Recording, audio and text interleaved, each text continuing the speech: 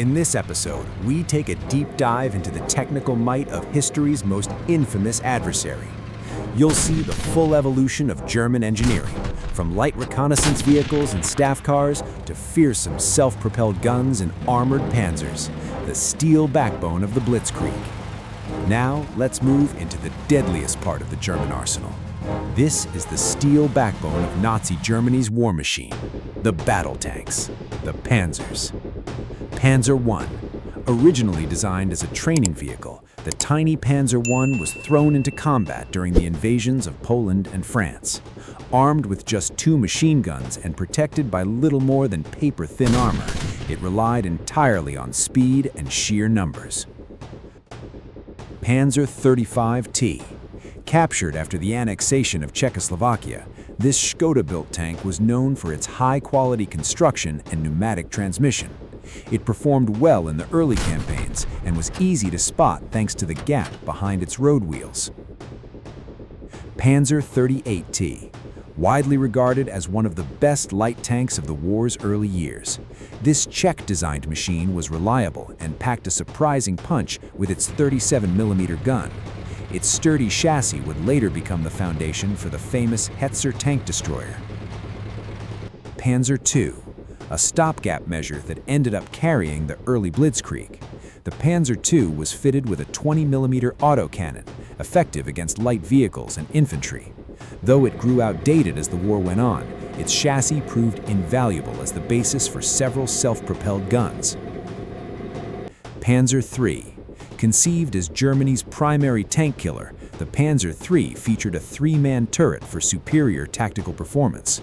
Its gun eventually struggled against Soviet armor, but it set the standard layout for medium tanks going forward. Panzer IV.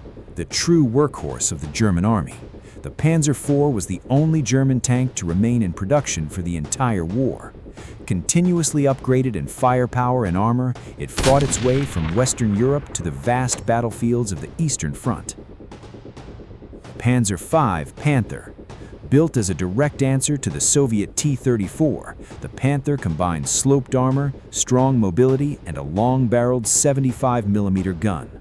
Despite early reliability problems, it's considered one of the finest medium tanks of the Second World War. Panzer VI Tiger. A legend in heavy armor. The Tiger struck fear into Allied crews with its thick protection and deadly 88mm gun. Slow and difficult to maintain, it could still dominate a battlefield, picking off targets from extreme range. Tank destroyers and assault guns. Sd.Kfz. By removing the turret from the Panzer III chassis, Germany created the Sd.Kfz low-profile assault gun. It became Germany's most produced armored vehicle, proving itself as the perfect ambush predator. Ferdinand. Built on the rejected Porsche Tiger chassis, the Ferdinand was a slow, heavily armored bunker buster with a unique gasoline-electric drivetrain. Nearly impossible to knock out from the front, it initially had no machine gun to defend against enemy infantry. Nashorn. Essentially a long 88mm gun bolted onto a light chassis, the Nashorn had almost no armor protection and relied entirely on its ability to snipe enemy tanks from extreme range. Jagdtiger 4. Nicknamed Guderian's duck for its heavy nose and awkward rocking motion, this low-slung tank hunter carried a powerful 75mm gun, a deadly defensive weapon capable of taking out enemy tanks while staying hidden. Jagdpanzer. Often called the best tank destroyer of the war, the Jagdpanzer combined the excellent Panther chassis with a lethal 88mm gun, the perfect balance of speed, protection, and firepower. Jagdtiger. The heaviest armored vehicle to see combat in the war, the Jagdtiger carried a massive 128mm gun capable of destroying any tank it faced. But it was a logistical nightmare, often breaking down before it even reached the battlefield.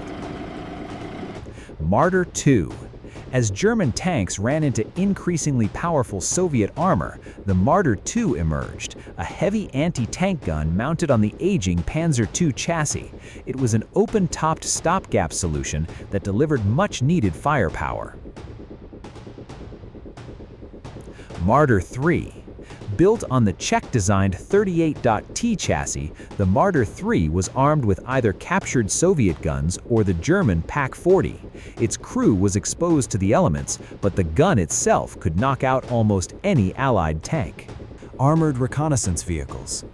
Sd.Kfz.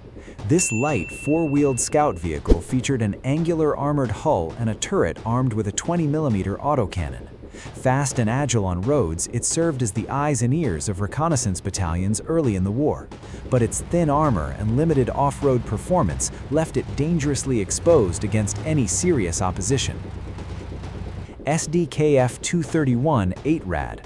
A heavy 8-wheeled armored car with a sophisticated suspension system built to handle rough terrain.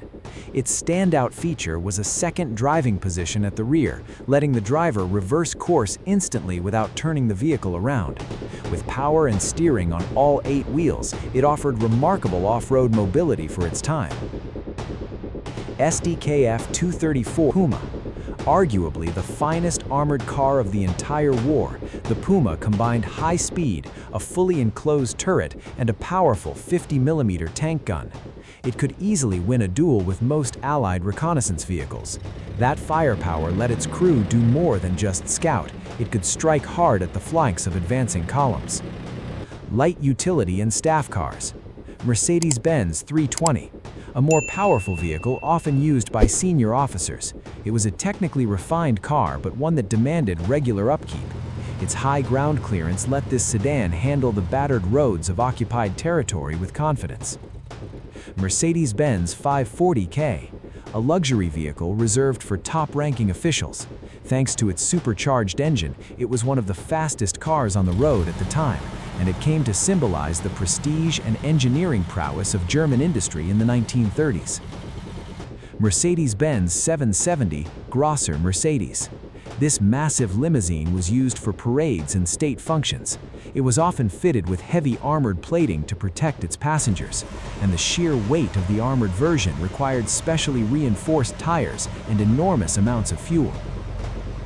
Stower M12, a light personnel carrier developed in the pre-war years. It featured a complex all-wheel steering system, but that made it notoriously difficult to maintain in the field. The added mechanical complexity meant these vehicles broke down frequently on Russia's rough terrain.